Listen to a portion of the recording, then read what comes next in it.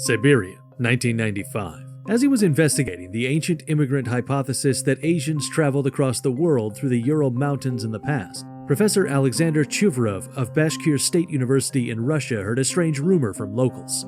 The story of white stone slabs that have been passed down from long ago. It is said that there were hundreds of them, filled with unknown characters and painting. Chuvarov thought that these stone slabs could have something to support his hypothesis. Upon returning to Russia to track information about the stone slabs, Chuvarov discovered archaeologist Professor Schmidt's short record in his own research journal that he left in the early 20th century. There's a remote village named Kandar in the Bashkir region of the Ural Mountains. I saw unknown white stone slabs there. Although it was only a small part of the record, Chuvarov, who thought that it was not just a false rumor, formed an expedition team and left for the Ural Mountains in 1998. They even went as far as using helicopters to locate the village, and they were hopeful that they could turn the hypothesis into an established theory. However, the exploration did not go as smooth as they thought it would. Most villagers knew of the white stone slab's existence, but this is what they had to say. It is an epitaph of God, so it cannot be seen with the human eye. There were traces of them in the past, but now there is nothing left. Everything they had said had nothing to do with the actual investigation.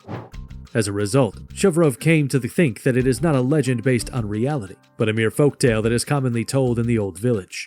It was a rather empty conclusion, but there seemed to be not enough sources for them to dig up information. But then, luckily, Vladimir Krenov, the ex-chairman of the local agricultural council, came to Chuvarov and said, "Are you searching for some stone slabs?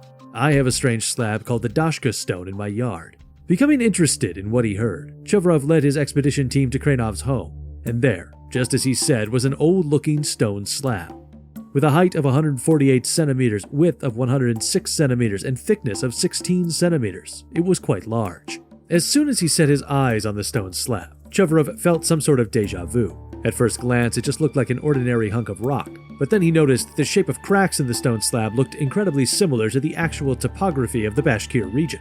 Having a hunch that it was not just a rock, Chuvarov used heavy equipment and a helicopter to transport it to the university laboratory and immediately began his investigation. The results showed shocking facts. As he predicted, it was a map depicting parts of the Bashkir region. 3 rivers of the region, Belaya, Ufimka, and Satolka, were clearly visible, and the valleys leading from the rivers were very detailed and similarly depicted as well. Moreover, it showed 3-dimensional characteristics, such as depicting the depth of the valley with the texture of the rock. Thinking of it as substantial evidence to prove his hypothesis, Chuvarov attempted a geological analysis right away. Analysis results showed that the Dashka stone is comprised of 3 layers. The first layer was made of solid dolomite, the second layer inside was a gem layer made of diopside, and the third layer, the outer part, was covered with a 2mm thick calcium porcelain mixture. None of these could be formed naturally. Starting from the gem layer, placed parallel to the inner part of the rock as if it was manufactured, to the coating that protects the map from external shocks. It seemed clear that this is an old map created by ancient humans with special intentions. The Dashka stone was then radiocarbon dated, and based on his hypothesis, Chuvarov estimated that it would have been made about 3,000 years ago. For more definite results, the research team studied not only the rock itself, but also the ancient seashells discovered inside. The results were shocking, and it was far beyond their expectations. There were 2 types of seashells discovered, and their species were identified as Navacopsina munitas, which could be as old as 500 million years, and Ecoliumphalus princeps, which could be as old as 120 million years. This suggested a shocking possibility that the creator of the map could be a super ancient human being from up to 500 million years ago. And to complete the hypothesis based on this matter, they had to turn the entire history of mankind upside down. In June 2002, these facts were published in the Russian broadsheet newspaper Pravda with the headline "The Map of the Creator," and caused a great controversy in academia. Experts who looked at the photos had different opinions, and in the process, another shocking possibility was highlighted.